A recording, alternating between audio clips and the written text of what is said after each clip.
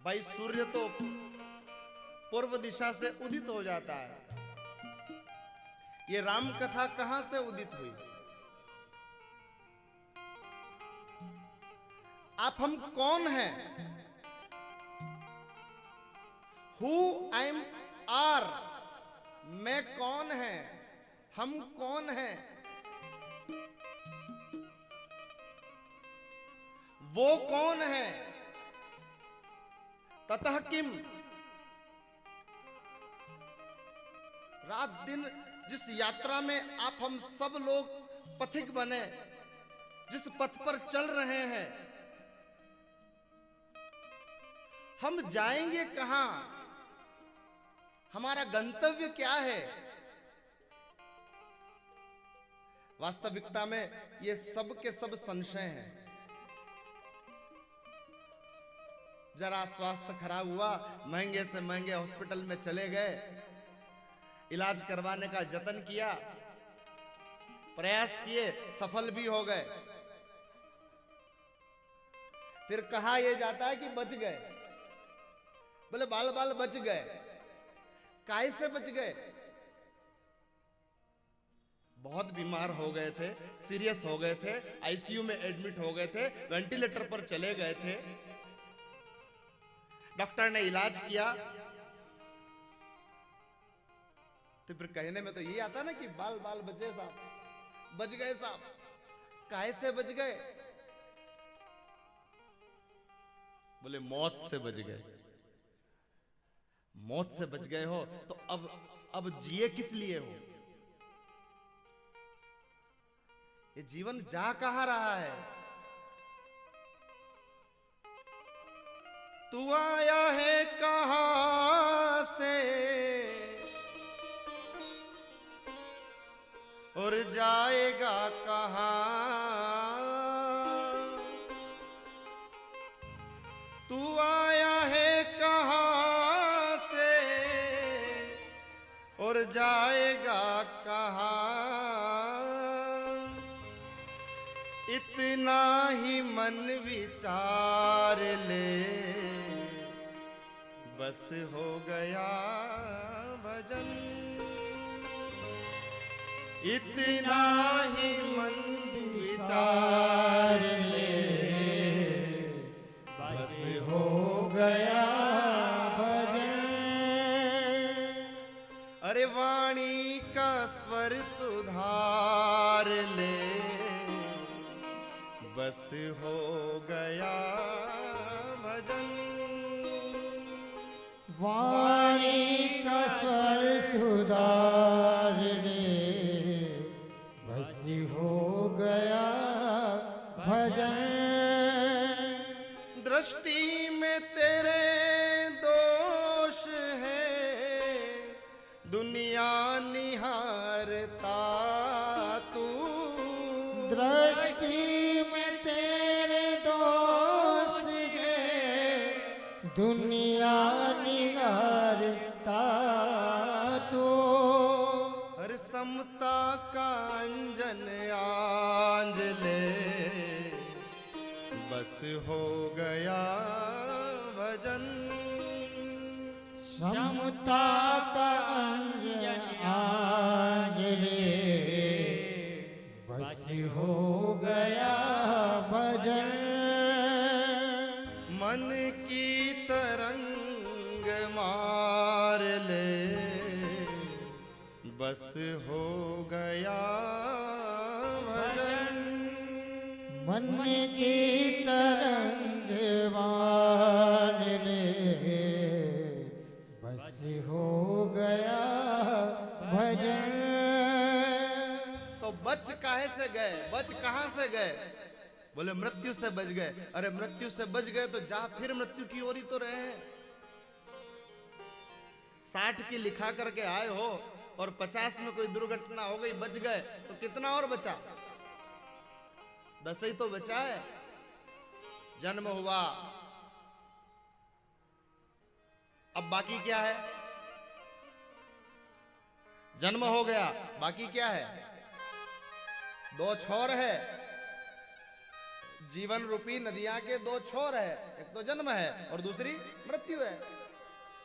तो जब जन्म हो गया है तो बाकी बचा क्या है?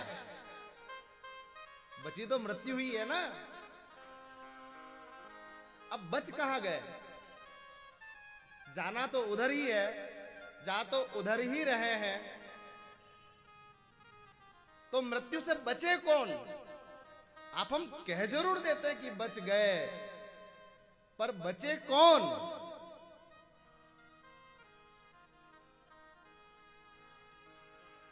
महामंत्र सोई जपत महेशो, महामंत्र सोई जपत महेशो, काशी मुकुति है तू उपदेशु। काशी मुक्ति है तो उपदेशो। बोले कौन बचा है? कौन बच सकता है? बोले वही बच सकता है जिसने महामंत्र का जाप किया है। और महामंत्र कौन सा? बोले वो महामंत्र। कौन सा महामंत्र? बोले जिसको पशुपतिनाथ ने जपा, वो महामंत्र जिसको मेरे महादेव ने जपा, वो महामंत्र जिसको शिव ने जपा। और जप करके इतनी सामर्थ्य मेरे महादेव में आ गई कि जो काशी में मरता हो, और यदि वो अधिकारी हो, पहली बात तो अधिकारी न हो तो काशीवास हो ही ना, और काशीवास हो भी जाए धन से सामर्थ्यवान व्यक्ति कर सकता है। बस जिसके यहां सैकड़ों प्लॉट हो, एक प्लॉट वहां भी लेके मकान बना लेवे। जीवन भर दुराचार, अनाचार, भ्रष्टाचार से धनोपार्जित किया और फिर उससे एक मकान काशी में बना करके वहां रह लिए और वहां मृत्यु हो गई तो मुक्ति हो गई। इतनी सस्ती है क्या मुक्ति? वृंदावन की गेल में मुक्ति रही बिल खाए, मुक्ति कहे गोपाल सो मेरी मुक्ति बताए। पड़ी रहो या गेल में साधु संत है जाए, उड़ उड़ रज मस्तक पड़े तो मुक्ति मुक्त हो ही जाए। मुक्ति है क्या? अच्छा, जानना कौन चाहता है मुक्ति के बारे में?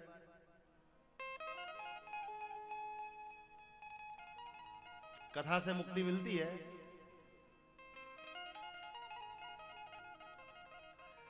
आप लोगों को मैंने 10 साल पहले देखा था, सब वापस आ गए। चलो भाई, मुक्ति मिले न मिले, नुक्ति तो मिले। मुक्ति न मिली हो, नुक्ति तो मिली। मुक्ति है क्या? त्र्यंबकम यजामहे सुगंधिम पुष्टिवर्धनम उर्वारुकमिव बंधनान मृत्योर मुक्षीय मामृतात्। महादेव, ये देह तो चली जावे मामृतात्, पर उस अमृत से हम दूर न होवे। अमृत कौन देता है?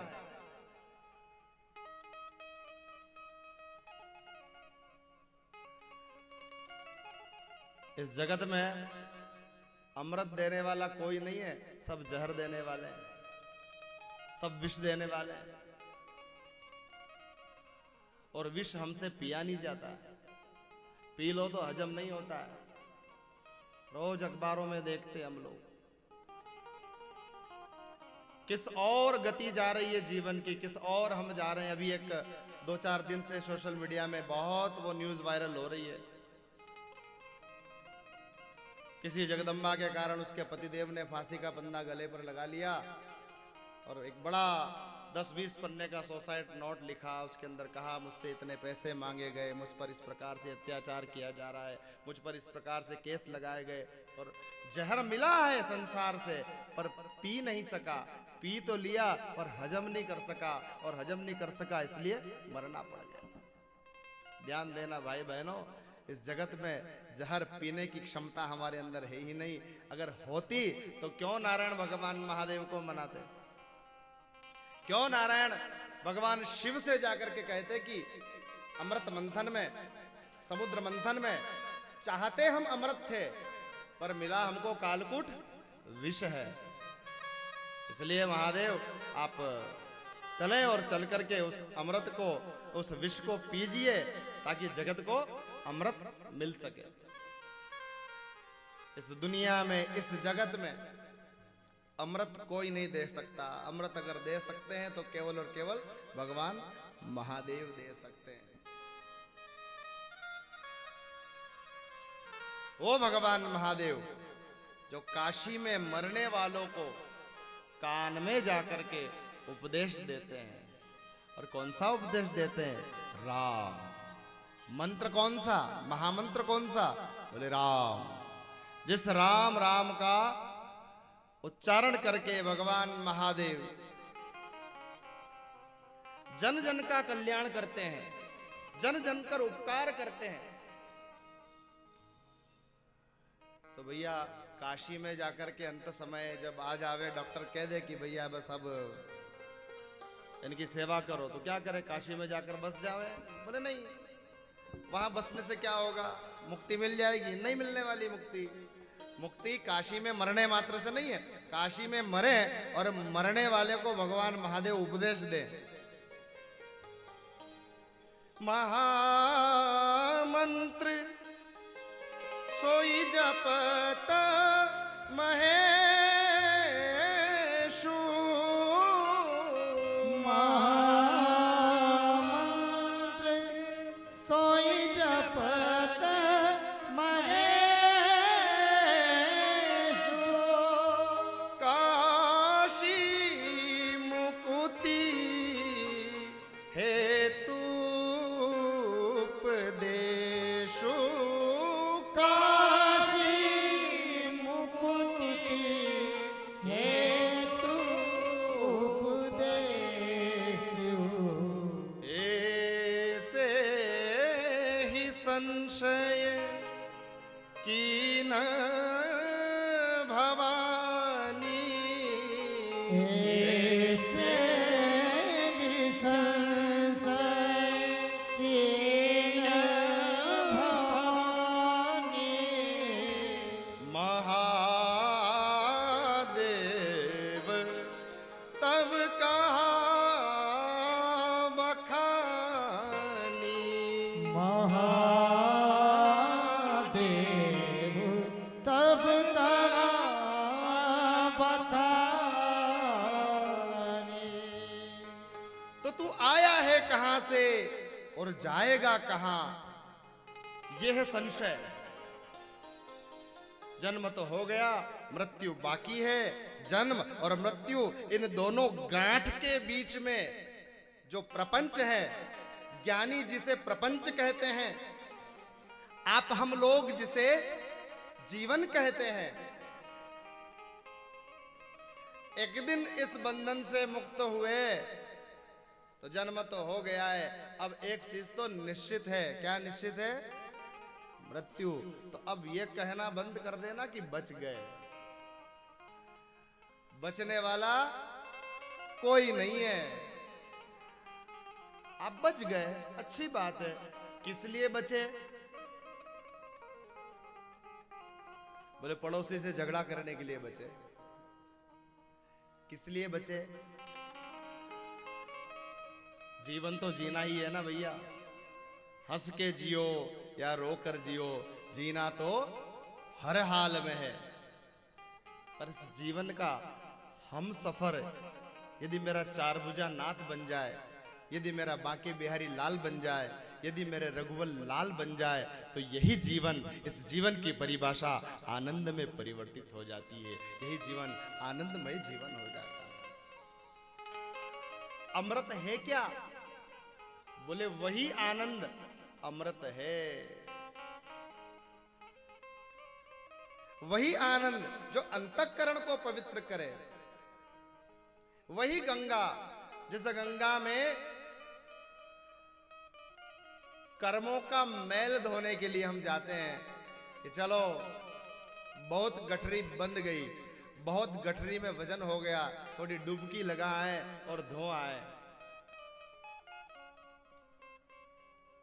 कर्म का मैल तो धोने के लिए वहां चले गए, कर्म का मल तो वहां जाकर विसर्जित कर आए,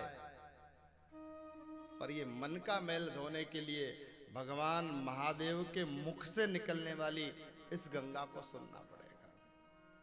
दो गंगा है भगवान महादेव के पास, एक गंगा भगवान महादेव के माथे से बही है और दूसरी गंगा भगवान महादेव के मुख से बही है। वो गंगा गंगोत्री से निकली है, ऋषिकेश होते हुए, हरिद्वार होते हुए, कानपुर होते हुए गंगा सागर में जाकर के विलीन हुई है। उस गंगा में स्नान करने के लिए यहां से श्रमित होकर जाना पड़ेगा, थोड़ा धन का व्यय करना पड़ेगा, शरीर की सामर्थ्य भी देखनी अनिवार्य होगी। पर भगवान महादेव ने एक गंगा उनके मुखमंडल से निसृत करी है। और ऐसा नहीं कि तुलसीदास जी ने अपने मुख मन से लिख दिया, स्वयं भगवान महादेव अपने मुखमंडल से कहें, धन्य धन्य गिरिराज किशोरी, धन्य धन्य गिरिराज कुमारी, तुम समान नहीं को उपकारी, तुम समान नहीं को उपकारी। पूछे रघुपति कथा प्रसंगा, पूछे रघुपति कथा प्रसंगा, सकल लोक जग पावनी गंगा, सकल लोक जग पावनी गंगा। कहते हैं कि कान जो है ना वो बड़े हो जाते हैं। काशी में जिसको महादेव उपदेश देते हैं ना, साधु संतों में एक किंवदंती प्रचलित है, जिसने अपना पूरा जीवन मां गंगा को समर्पित किया हो, काशी विश्वनाथ के चरणों में रह करके अपना पूरा जीवन कर्मनिष्ठ होकर, धर्मनिष्ठ होकर, शास्त्रों के अनुरूप अपने जीवन को चलाकर